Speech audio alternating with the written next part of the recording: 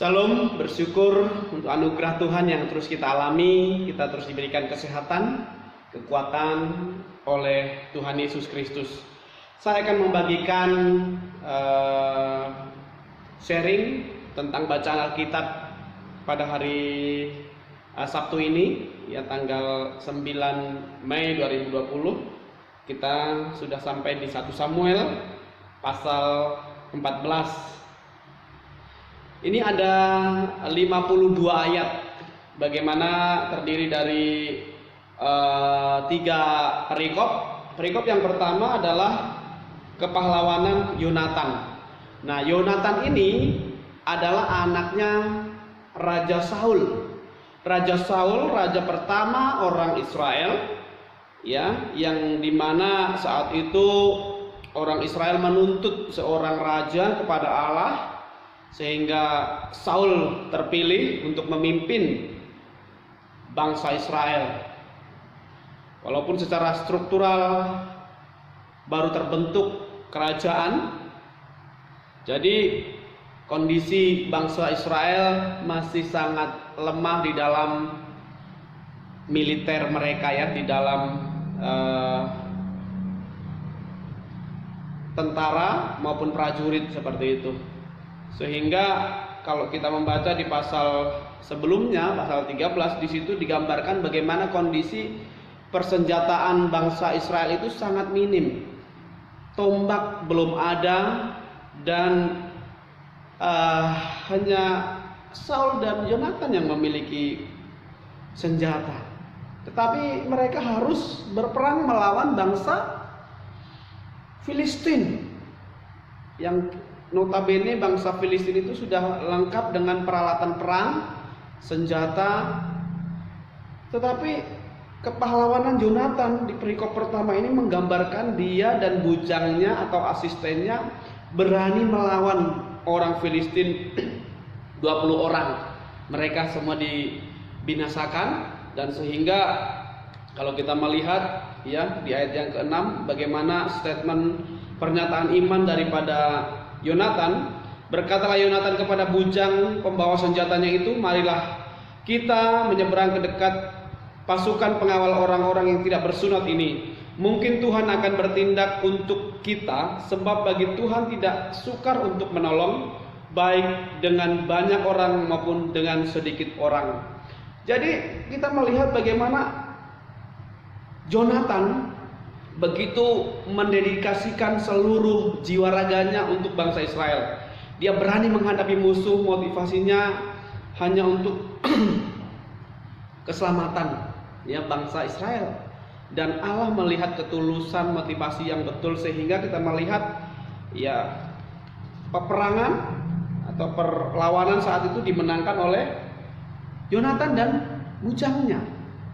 Ya, kalau kita melihat pada saat itu sampai di ayat 23, demikianlah Tuhan menyelamatkan orang Israel pada hari itu. Pertempuran itu meluas sampai lewat Bet Awen. Jadi peperangan ini terus berlanjut, ya. Kalau kita melihat di perikop yang kedua juga, bagaimana saat itu ketika berperang Raja Saul sendiri yang memimpin, ya. Jadi di dalam kehidupan bangsa Israel, ketika mereka hendak melakukan sesuatu keputusan, mereka selalu melibatkan Allah sendiri. Jadi mereka harus bertanya kepada Allah. Ya, jadi di pasal 14 perikop yang kedua ini bagaimana Yonatan dibebaskan dari kutuk. Kutuk apa yang dialami oleh Yonatan? Kita bisa melihat di dalam Alkitab kita saat itu Saul memerintahkan bahwa sepanjang hari itu tidak boleh satupun orang makan apapun, ya, sampai matahari terbenam. Jadi Yonatan melanggar, ya, waktu di dalam situasi perang, ya, mereka sudah letih lesu, lalu melihat madu yang manis, seger, enak, menggoda sekali, lalu Yonatan ambil dan makan madu, ya. Jadi kalau kita melihat bagaimana ketika bangsa Israel, Raja Saul bertanya kepada Allah bagaimana selanjutnya, apakah mereka terus berperang melawan musuh, mengejar musuh, atau mereka berhenti dulu, ya. Sehingga apa respon daripada Allah? Rupanya Allah tidak menjawab, karena ada sesuatu dosa yang dilakukan oleh Yonatan. Ya, sehingga diundi, ya, yang kena adalah Saul dan anaknya Yonatan. Yang diundi lagi, ya, yang kena adalah Yonatan. Dan Yonatan seharusnya dibunuh, tetapi rakyat Israel saat itu, seluruh orang Israel menghendaki supaya tidak boleh. Ya, karena kalau kita melihat bagaimana Allah sendiri juga memakai Yonatan untuk melawan orang Filistin sehingga menang di perikop yang pertama tadi. Kita sudah membahasnya. Jadi kita melihat bagaimana iman yang hidup, ya, iman yang sungguh-sungguh bersandar kepada Tuhan di tengah-tengah hal-hal yang tidak mungkin, rupanya masih bisa mungkin. Karena apa? Allah sendiri yang berperang sebetulnya. Allah sendiri yang betul-betul berkarya bagi Yonatan, bagi orang Israel, bagi Saul. Ya. Jadi Bapak Ibu saudara-saudariku yang dikasihi oleh Tuhan, kalau kita melihat bagaimana Allah begitu betul-betul menyertai, melindungi seluruh keberadaan bangsa Israel, ya, kita bisa melihat tadi bagaimana jiwa raga Yonatan untuk betul-betul berani berjuang, dan kita juga melihat seluruh bangsa Israel dalam kelemahan, keterbatasan mereka juga tetap bertahan, ya, menghadapi musuh, melawan musuh. Dan kita juga bisa melihat bagaimana di dalam kehidupan kita sebagai anak-anak Tuhan pasti selalu ada tantangan, selalu ada kesulitan, kesusahan, problema, pergumulan. Ingat, kita masih punya Tuhan.